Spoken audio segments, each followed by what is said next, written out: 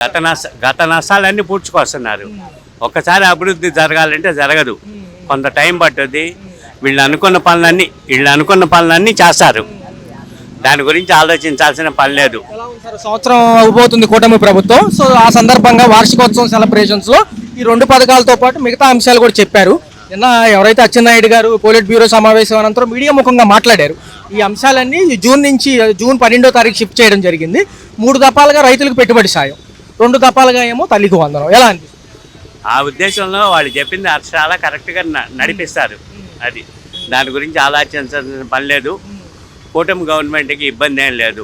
అది రోడ్ల వ్యవస్థ ఎలా ఉంది? నిత్యావసర సరుకుల ధరలు ఎలా ఉంది? నిత్యావసర సరుకులు అంటే అప్ అండ్ డౌన్, ఒక రోజు పెరగచ్చు, ఒక రోజు తరగచ్చు. అది వ్యవస్థలో మార్పు రావాలి. అది వీళ్ళు చేసే పని కాదు. అది వీళ్ళ విషయంలో లా అండ్ ఆర్డర్ విషయంలో కరెక్ట్గా ఉంటుంది. జనాలకు మంచి పనులు చేస్తున్నారు, ఇంకా అభివృద్ధి చేస్తారు. అది ఎలా ఉంది సార్ ప్రభుత్వం 1 yearలో ఈ యొక్క రోడ్ల వ్యవస్థ కానివ్వండి, ఈ యొక్క అస్తవ్యస్తంగా గుంటలో ఉన్న అనేక కాలనీలు కానివ్వండి, ఎలా అనిపించాయి? కొంచెం పర్లేదా? 90% బాగా చేశారు. అది పవన్ కళ్యాణ్ గారు కూడా ఉన్నారు, ఆయన కూడా ఎక్కడికక్కడ ప్రాబ్లం వస్తే వెళ్ళి పరామర్శిస్తున్నారు.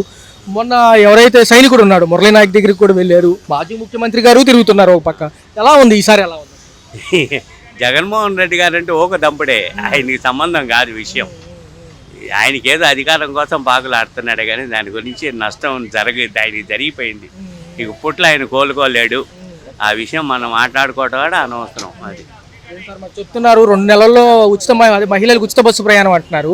సో ఖచ్చితంగా ఇది వర్కౌట్ అయితే పర్లేదా, లేకపోతే హైదరాబాద్ తరహాలోనే ఉంటుందా? ఊరికి తిరిగే వాళ్ళు ఎట్లా చెబుతాం? అది ఇప్పుడు గవర్నమెంట్కి అనుకూలంగా ఉంటే ఉంచుతారు, వ్యతిరేకంగా ఉంటే తీసేస్తారు. అది ఎలా ఉంది సార్? మోడీ గారితో ముడిపడిన ఈ అమరావతికి తొలి దశ పనులు 3 ఏళ్లలో పూర్తవుతాయి అంటున్నారు. మొన్న ఇచ్చి వెళ్ళారు. 3 ఏళ్ళు కాదు, కనీసం 5-6 ఏళ్ళు పట్టుద్ది.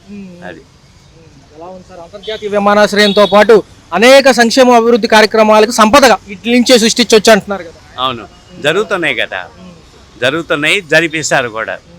ఐటీ శాఖ మంత్రిగా లోకేష్ గారి పనితీరు ఎలా ఉంది? బాగానే ఉంది. టోటల్గా చూసుకుంటే అన్ని వర్గాలకి కొంచెం పర్లేదా? వీళ్ళందరూ మెచ్చినట్టే ఉన్నారా? 90% సాటిస్ఫాక్షన్గానే ఉంది. వాళ్ళు చెప్పినట్టు ఇష్టం జరిగితే చాలా మంచిదే. ఇప్పుడు మధ్యతరగతి వాళ్ళు, నిరుపేదలందరికీ ఉపయోగపడుతుంది. మరి అది వాళ్ళ సంవత్సరం పూర్తయిన సందర్భంగా ఈసారైనా అది అమలు జరిగితే చాలా సంతోషిస్తాం. ఎలా ఉంది సార్ ఈ సంవత్సర పాలనలో ఈ రోడ్ల వ్యవస్థ, నిత్యావసర సరుకుల ధరలు ఎలా అనిపిస్తున్నాయి? గతంలో గాడిని పడినట్టేనా? అనేక ఆర్థికంగా వెసులుబాటు లేని అంశాలన్నీ వచ్చినట్టే? లేదు, రాలేదండి. ఎందుకంటే ఎక్కడే ఉన్నాయి. ఏంటంటే వీళ్ళు చేస్తారని ఇంకా ఆశతో ఉన్నాం. అది ఈ నెలలో సార్ 3 రోజులు 26 తర్వాత 3 రోజుల పాటు మహానాడు సభలు ఏవైతే ఉన్నాయో కడపలో పెట్టబోతున్నారు. మంచిగా ఏమేమి జరిగినాయి, ఏమేమి చేయబోతున్నాము అని చెప్దాం అంటున్నారు. ఎలా అనిపిస్తుంది? అది పార్టీ కార్యకర్తలకి, నాయకులకి తప్పితే సామాన్యులకు ఉపయోగపడే ఏంటి అనేది ఆ తర్వాత చేస్తారని చూడండి, అప్పుడు తెలుస్తుంది. ఎలా ఉంది సార్ ఈ సంవత్సర పాలనలో? లోకేష్ గారి పనితీరు ఎలా ఉంది? పవన్ కళ్యాణ్ గారు ఉన్నారు, ఒక పక్క చంద్రబాబు గారు ఉన్నారు. ఈ అమరావతితో ఎక్కువ ఫోకస్ చేసి మోడీ గారిని తీసుకొచ్చారు కదా. ఎలా ఏముంది, మోడీ గారు ఎప్పుడైనా వస్తాడు, ఆయన అవసరం కాబట్టి. ఇప్పుడు పెద్ద పవన్ కళ్యాణ్, లోకేష్ చేసింది ఏమి లేదు. ఎందుకంటే చంద్రబాబు నాయుడు మీద నమ్మకంతోనే ఏదైనా ప్రజలు ఎదురు చూస్తున్నారు. ఇప్పుడేమో సూపర్ 6, అప్పుడేమో 9 పథకాలు. ఎలా ఉంది సార్ వ్యత్యాసం? ఎలా ఉంది? తిరగబడితే 6 అంటున్నారు చాలా మంది. ఏంటి సూపర్ 6 అనేది ఇంకా అమలు జరగల.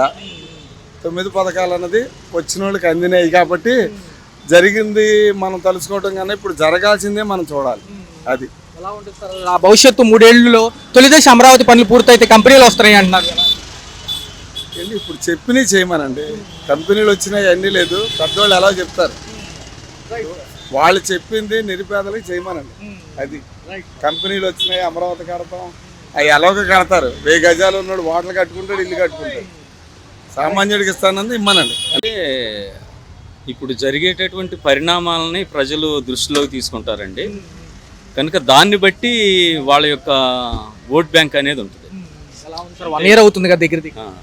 1 year అయినా 2 years అయినా ప్రజలకి ఆమోదయోగ్యంగా ఏ యొక్క పని అయితే ఉంటుందో, ఉపాధి కానివ్వండి, ఎంప్లాయ్మెంట్ కానివ్వండి, మరి ప్రజల యొక్క భద్రత కానివ్వండి, ఏదైనా మరి ప్రజలకు అనుకూలంగా ఉంటే ప్రజా తీర్పుని ప్రతి ప్రభుత్వం చవి చూడాల్సిందే. ప్రభుత్వం వచ్చాక మొదట పెన్షన్ పెంచారు సార్, తర్వాత గ్యాస్ సిలిండర్లు అన్నారు.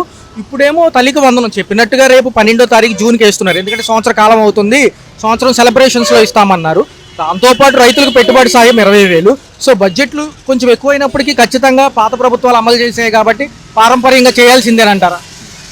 గ్యాస్ సిలిండర్స్ అంటే అందరికి ఇవ్వలేదండి, అది ప్రజల్లో దాని మీద చాలా వ్యతిరేకత ఉన్నది కనుక మరి అందరికి ఇస్తే బాగుంటుంది. ఎందుకనంటే తల్లికి వందనం కానివ్వండి, విద్యా దీవెన కానివ్వండి, ఏదైనా అందరికీ అంటే పక్షపాతం లేకుండా అందరికీ అమలు చేసినప్పుడు ప్రజల్లో గవర్నమెంట్ పట్ల పాజిటివ్నెస్ ఉంటుందని మేము భావిస్తున్నాం. ఈ 3 రోజుల సభల్లో కూడా గతంలో ఎంత ఇబ్బంది పడి ఇప్పుడు ఈ సంవత్సర పాలన కంప్లీట్ చేశాము, పాత బకాయిలు కానివ్వండి, గత ప్రభుత్వాలు పెండింగ్లో ఉన్న బకాయిలు కూడా విడుదల చేశాము, ఇవన్నీ ఒక 3 రోజుల సభలో డిఫరెంట్గా చెప్తారంటున్నారు సార్. అంత పెద్ద 3 రోజులు అంటే మామూలు విషయం కాదు కదా కడపలో ఆ 3 రోజుల సభ అంటే. ఏది ఏమైనప్పటికీ ఏది చేసినా ప్రజలకు తీర్పు అనేది ప్రజా తీర్పు అండి, నా ఒక్కడిది కాదు కదా. ప్రజలకి ఆమోదయోగ్యంగా ఏ యొక్క పథకం అయితే గవర్నమెంట్ యొక్క రూల్స్ అండ్ రెగ్యులేషన్స్ ఏవైతే ఉంటాయో దాన్ని బట్టి ప్రజలు తీర్పిస్తారు, ప్రజల యొక్క స్పందన కూడా ఉంటుంది. ఒక మోడీ గారు వచ్చి వెళ్ళినప్పటినీ అమరావతి పోలవరం పరిస్థితి ఏంటి? ఇవి గాడిని పడితే అన్నీ కొంచెం గాడిని పడినట్టు.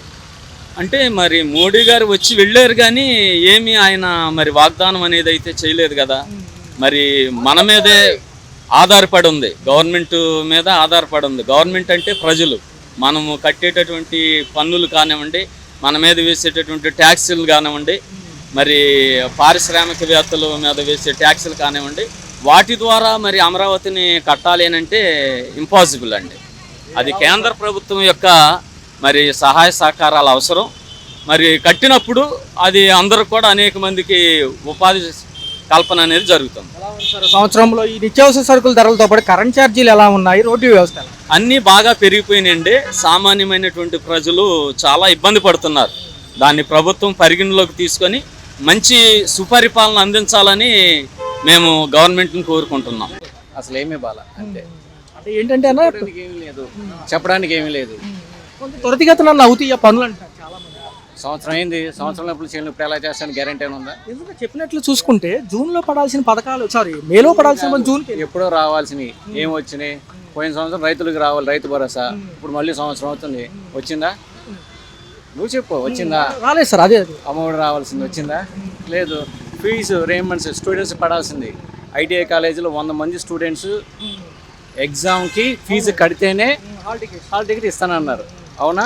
అది గవర్నమెంట్ చేయాల్సిన పని, వాళ్ళ భవిష్యత్తు పోయింది కదా. అలాంటప్పుడు గవర్నమెంట్ ఉన్నాయేమి, లేకపోతే ఏమి? దీని ఒక అమ్మాయి 1 year పడుతుందా నిజంగా? రూట్ మ్యాప్ వేయడానికి 1 year పడుతుందా? రూట్ మ్యాపా?